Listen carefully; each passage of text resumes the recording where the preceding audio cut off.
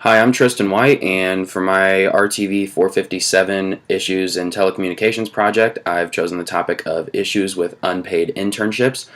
Having two unpaid internships myself in my 4 years of college, I figured that looking into some of the pros and cons of internships would be good, and I noticed a lot more downside to unpaid internships, not only for the company that has the intern, but for the intern themselves. And there's a lot of reasons as to why that is and why paid internships have a lot more pros to them. So, a lot of companies will bring on unpaid interns, especially in the telecommunications field. So, a lot of radio stations, nearly every radio station in a somewhat big market, will have an unpaid intern at some point. They pretty much have them all the time, especially during the summer. Mine was in the spring, so a big ratings area to have interns. So the three main things that go with the ethicality of unpaid internships is compensation, the impact on the intern's development, and the importance of the intern's work to the company. And as you can see, there's a lot more unpaid internships than there are paid, and that's mostly because a lot of companies don't really want to shell out any money to pay these interns because they're not really doing a whole lot of work, and they just don't really see a reason to pay an intern to get that kind of experience because they feel like it's an educational experience and they don't necessarily need to pay. So what they do instead is say, we're going to compensate you with college credit, which I'll get to in a little bit, doesn't really benefit the student as much as the company may think. In terms of compensation, there are a few big companies, mainly tech firms, that have paid interns. Facebook, Google, Apple, and Nordstrom are ones that like to have paid interns. It just gives a little more incentive for the intern to do some more positive work.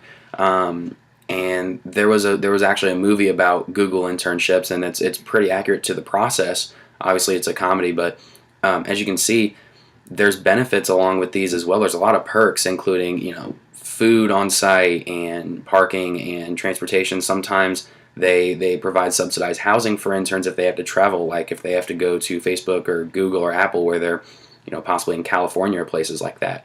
Housing out there is pretty expensive, so what they will do is provide some housing, and this is the red is the worth of the internship, including the perks. So if you take the salary and then you add in the cost of what the perks are, then that's the value of the internship, which far exceeds anything that an unpaid intern could possibly get, even in a bigger market. When I talk about impact on development of the intern, I'm really talking about how the internship can impact them academically and professionally post-internship. So a couple of things that I found in my research was that internships are supplemental to the educational learning environment, which was stated by a few different interns in a couple different fields who had an internship, and they compared it to the things they're working on in classes, and they said, yeah, these things go together. It's a good experience to get, and it really shows me how I can use my academic learning on the professional level. But one thing that I noticed is that there can be a disconnect between the internship company and what the students are learning in school. There's not always a whole lot of communication between the internship site and the school because students can most of the time show up to a career services department, say, I want an internship.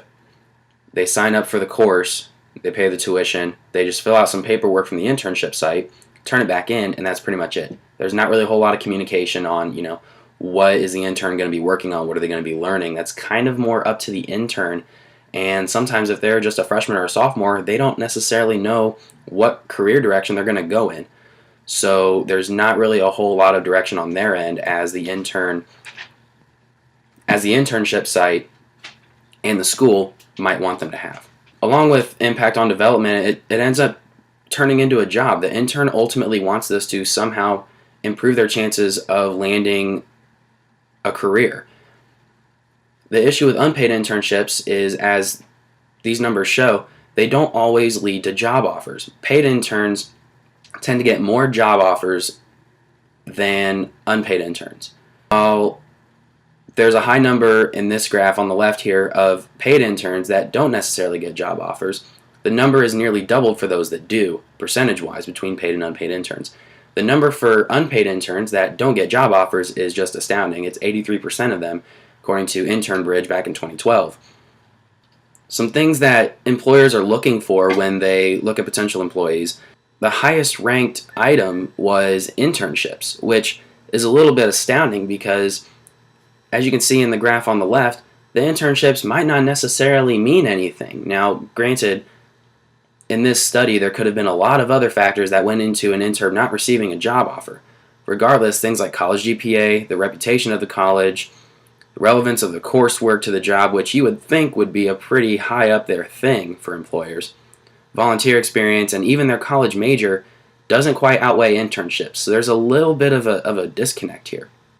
More with impact on development, with internships leading to jobs. The paid internship in this study, which was conducted in 2013, showed that paid internships end up leading to a lot more job offers, 63% as opposed to 37% for the unpaid internship, and then no internship is pretty much the same thing as having an unpaid internship. So instead of the intern putting themselves through an unpaid internship, which would end up putting them possibly in a financial hole because they have to pay for tuition, they may have to pay for housing wherever they go if they have to go somewhere else for like a summer internship. Instead of having to do that kind of thing, putting themselves and their family possibly in some debt, they might as well just go with no internship according to some of these studies and save themselves some money and have the same chances or similar chances of landing a job after graduation.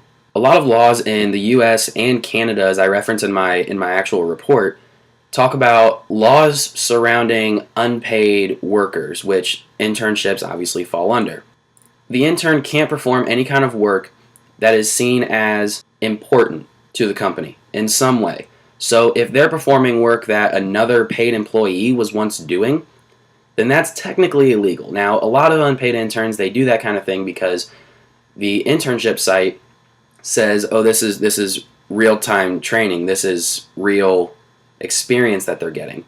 But as this graph shows, although it is completely comedy, is the kind of things that a lot of interns get out of their internships, assuming that this is an unpaid internship. They just get a lot of things that aren't really going to help them necessarily in the future because laws really prohibit them from doing anything that's super impactful to the company. So in conclusion, the things that I found in these graphs and research that I did for my report show that the unpaid internships have not really a whole lot of benefit in the long run. As you saw in a graph previously in the impact on development section, not having an internship is pretty much the same thing as having an unpaid internship if you look at the numbers in terms of job offers compared to paid internships, which lead to more hires as numbers show. And the unpaid internships can hurt students financially because while they are unpaid, they have to pay for tuition if the internship is through their university, which in the US it has to be if it's an unpaid internship. They have to offer college credit. So they have to pay for tuition for that. They may have to pay for housing somewhere if they have to travel for it. They have to pay for their own gas to get to and from most of the time. If they're somewhere where there's a mass transit, they have to pay for a pass for that possibly as well.